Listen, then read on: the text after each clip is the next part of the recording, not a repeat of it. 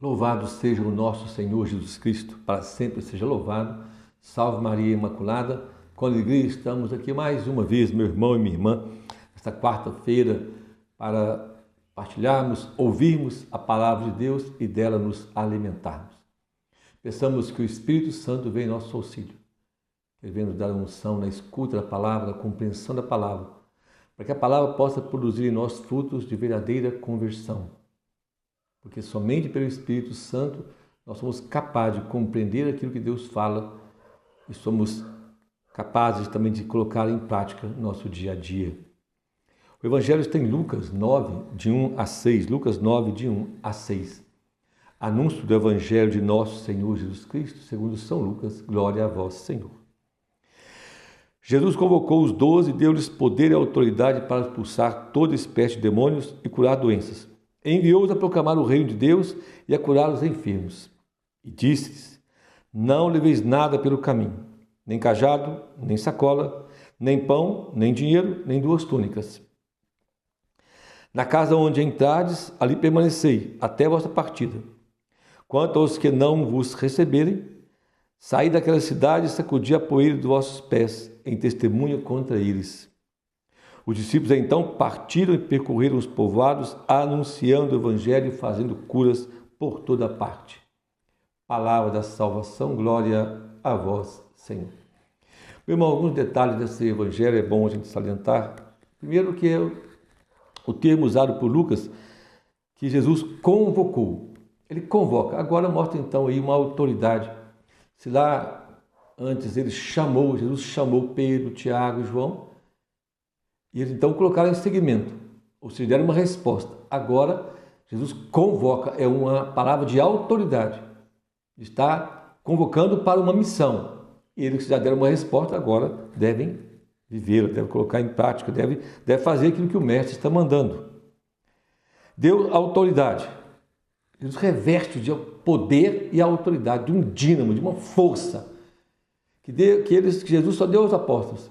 Esse poder extraordinário para a capacidade de ensinar, de pregar, de realizar curas e milagres, capacitou os apóstolos com a força, com o poder do alto, com um dínamo mesmo, para que eles pudessem realizar a missão que o Senhor deu a eles. Porque o que Jesus está dizendo para eles, está enviando? Para que eles façam a missão que Jesus estava fazendo. Jesus, até então, estava pregando, fazendo curas, milagres, expulsando demônios, fazendo milagres.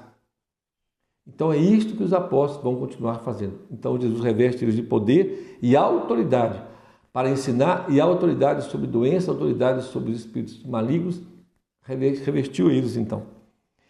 E envia-os para quê? Para proclamar o reino, para anunciar o reino. E dá orientações: não leveis nada pelo caminho. Qual caminho é esse? Não é o caminho estrada só, não. Esse caminho aqui é aquele que o próprio Jesus tinha que percorrer. O caminho do Calvário, da cruz, indo para Jerusalém. Daí, os apóstolos deviam percorrer esse caminho. E não levar nada, ser desapegado. Não leva cajado, não leva dinheiro. Ou seja, ainda envia-os para que eles pudessem viver a experiência da providência, do cuidado de Deus. Daquilo que Deus ia proporcionar para eles. E que não desanimassem.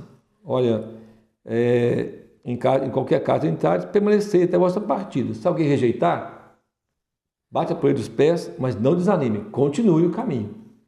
Não desanime diante das dificuldades, daqueles que vão ir contra, que não vão aceitar. Bate a poeira dos pés e sigam.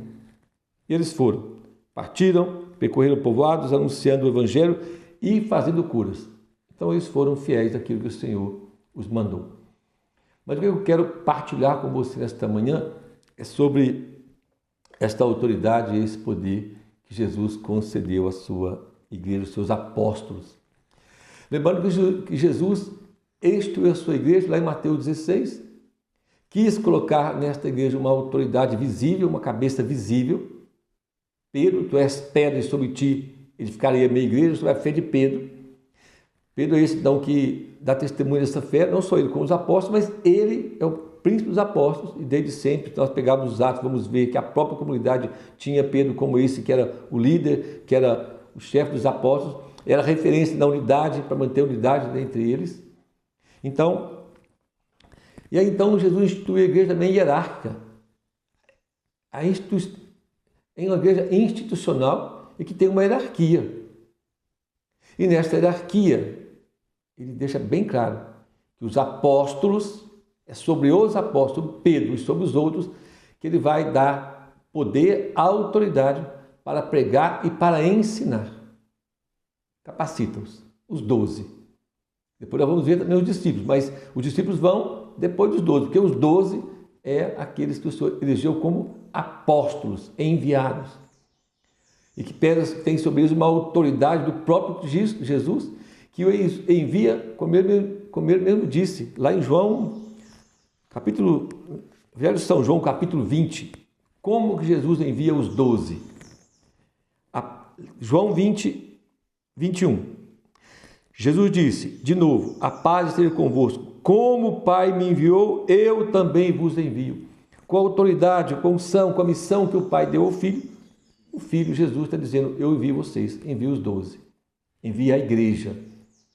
Nós sabemos que depois, no percorrer do caminho, no final do caminho, Judas traiu Jesus, ele suicida, enforcado, e então ficam os 11, Jesus morre, ressuscita e manda que eles, aparece a eles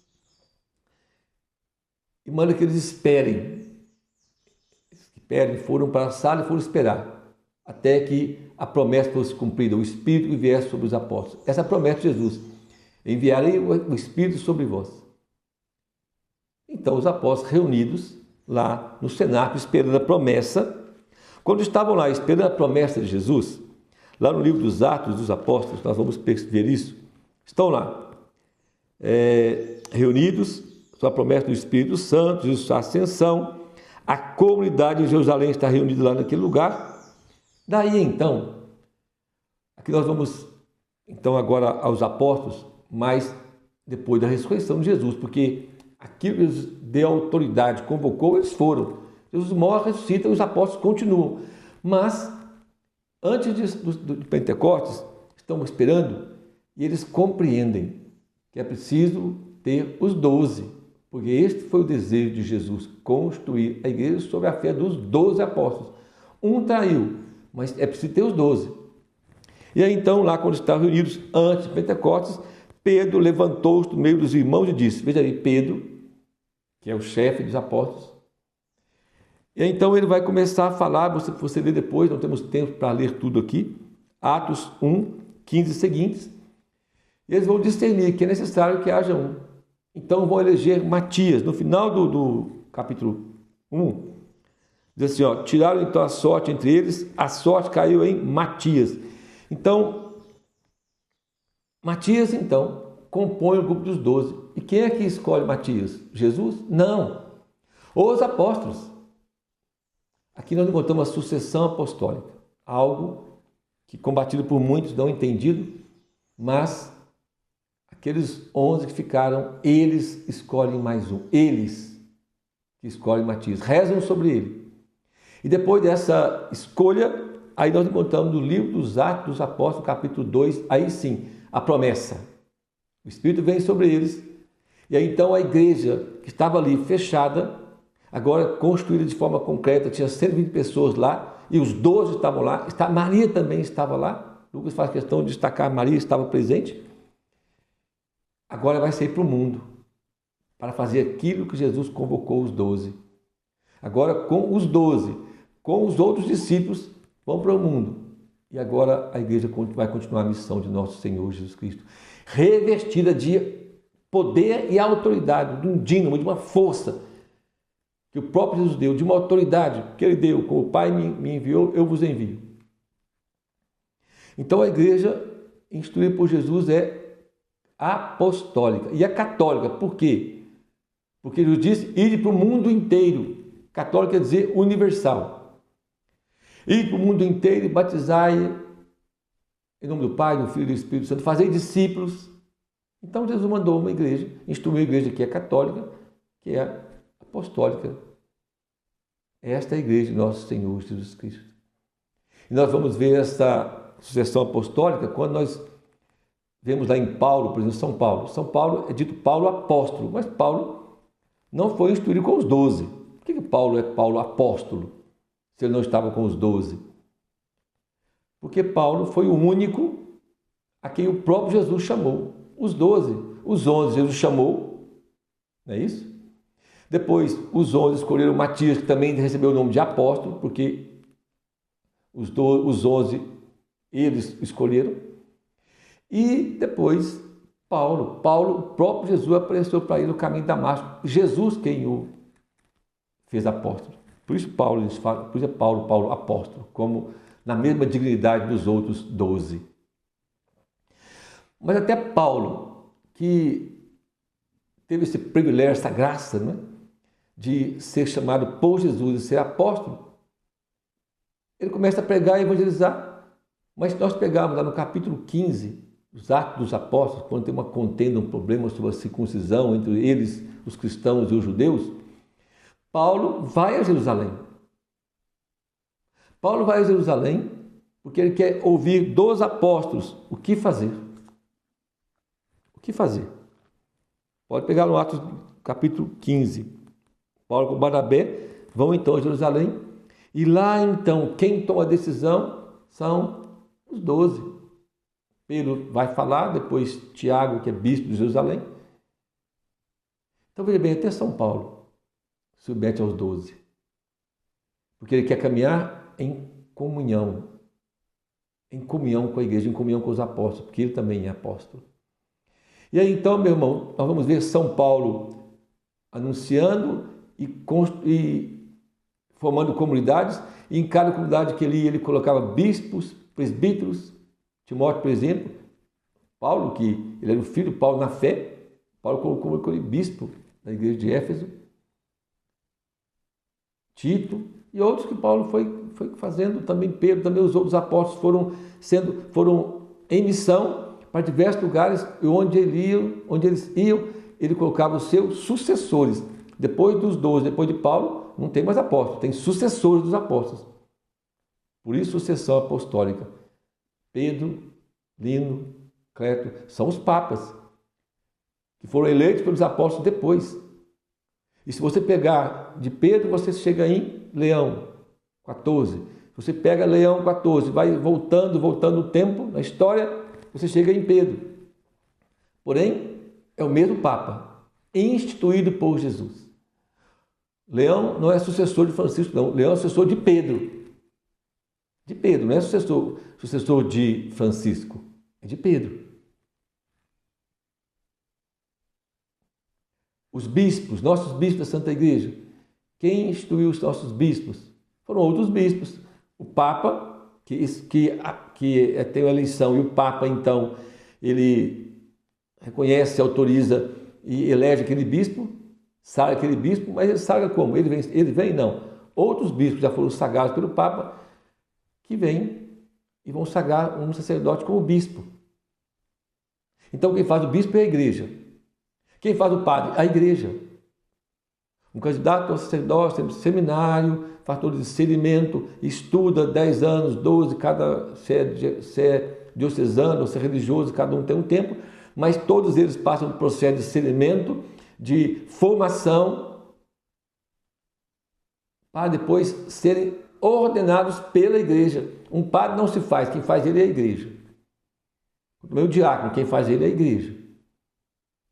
Então, meu irmão e minha irmã, quando nós estamos na Santa Igreja Católica, nós estamos num lugar tão seguro, que é uma fé de mais de 2000 anos, que tem uma sucessão apostólica, que tem a autoridade de Jesus, que disse: ide e pregar o Evangelho, batizar em nome do Pai, do Filho e do Espírito Santo. O Evangelho de hoje, ele convoca e dá autoridade e poder aos apóstolos, e esses apóstolos aos seus sucessores.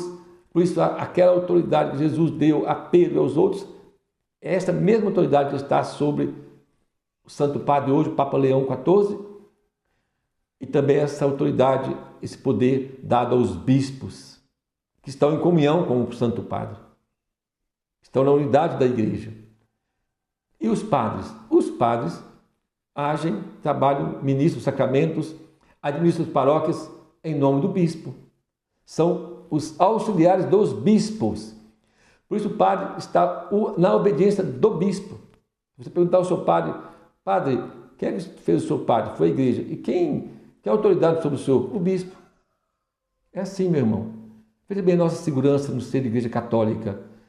Confiamos no ensinamento da igreja, no magistério da igreja. Naqueles que deram a vida, os mártires, santos, doutores, para nos transmitir a fé. E tudo isso foi dado por Jesus. Jesus convoca, tem o poder e a autoridade para convocar e para enviar e dar a eles poder e autoridade, dá um dínamo, dá uma força sobre aquilo que o Senhor convocou. E então vem, desde os apóstolos, a sucessão. E hoje o seu bispo, o nosso bispo, nossa diocese, Dom Giovanni Luiz, sobre ele está a autoridade de Cristo, para também administrar, anunciar e realizar a vontade de Deus e conduzir o rebanho. E todos os padres da diocese estão sob a autoridade do bispo, sob a obediência ao bispo, e agem, ministram os sacramentos em nome do bispo. Sim, é isso mesmo. O que difere de outras igrejas, né? Se você perguntar a qualquer outra igreja e pergunta ao seu pastor, você é protestante, se você estiver me ouvindo, quem é aqui? Qual a autoridade que pesa sobre ele? Quem fez dele um pastor? Ele mesmo fez pastor, com certeza. Aí nós temos algumas igrejas que têm bispo. Você pode perguntar ao bispo dessa igreja, mas quem é que sagrou bispo? Estou falando de tal, ele era bispo? Não, ele nunca foi bispo, não. Ele se fez bispo e depois sagrou outros. Olha que coisa louca que é essa, gente. Que coisa mais difícil de acreditar nessas coisas. Mas tem gente que acredita, né? Fazer o quê? Mas isso não é a vontade de Deus. Hoje nós estamos vendo por aí tanta divisão, tantos problemas, né? Mas nós, pela graça de você, temos a graça de sermos católicos e podemos caminhar com firmeza na fé, obediente à Santa Igreja, obediente aos bispos, ao Santo Padre, aos padres, os padres que estão em comunhão com os bispos estão em comunhão com o Santo Padre. Nós vemos nesta comunhão. E se você, para uma desculpa esfarrapada, diz assim, mas aquele padre fala, mas ele não vive. Aí tem um conselho de Jesus para nós. Quando Jesus teve um problema lá com os escribas e fariseus, que estavam sentados na cátedra de Pedro, de Moisés, mas estavam ensinando e não estavam fazendo, o que Jesus disse para eles? Olha, façam o que eles mandam, mas não façam o que eles fazem. Então, quando você vê, por acaso, encontrar algum testemunho de algum padre, de algum bispo, sabe o que você faz? Escute a igreja, escute a palavra, escute o ensinamento. Não siga o exemplo. Siga o exemplo dos bons padres, dos santos padres, homens, tantos padres santos nós temos. Siga o exemplo desses. Que transmitem a fé e vivem a fé. Pronto. O padre da sua paróquia, com certeza, é assim. Não é? Então nós temos que aprender isso, meu irmão. Amar a igreja. Rezar pelos nossos padres. Nunca fala mal do seu padre. Reze por ele. Se você puder chamar a atenção dele, vá lá e fala com ele. Eu já fiz isso muitas vezes. Vejo coisa rara, vou lá e falo com o padre. Se ele não gostar, o que eu posso fazer? Mas eu rezo por ele. Não fale mal do padre, não fale mal do bispo. Pecando duas vezes. Falar mal do próximo é pecado, né? Julgar o outro é pecado. Julgar o ungido do Senhor aí que é mais problema, e mais pecado ainda. Não faça isso. Reze do bispo, do seu padre, tá bom? E vamos pedir ao Senhor que nos dê a graça de sermos igreja cada vez mais. De ver a igreja, de amar a igreja e sermos fiéis à igreja. Que a Virgem Maria nos ajude. Venha conosco, caminhar sempre na igreja. Ela, mãe da igreja, interceda por nós, para que nós possamos sermos fiéis à igreja, obedientes à doutrina, ao magistério, ao Santo Padre e àqueles que o Senhor construiu para nos conduzir. Que o Senhor nos abençoe e nos guarde. Em nome do Pai, do Filho e do Espírito Santo. Amém? Louvado seja o nosso Senhor Jesus Cristo, para sempre seja louvado. Salve Maria Imaculada.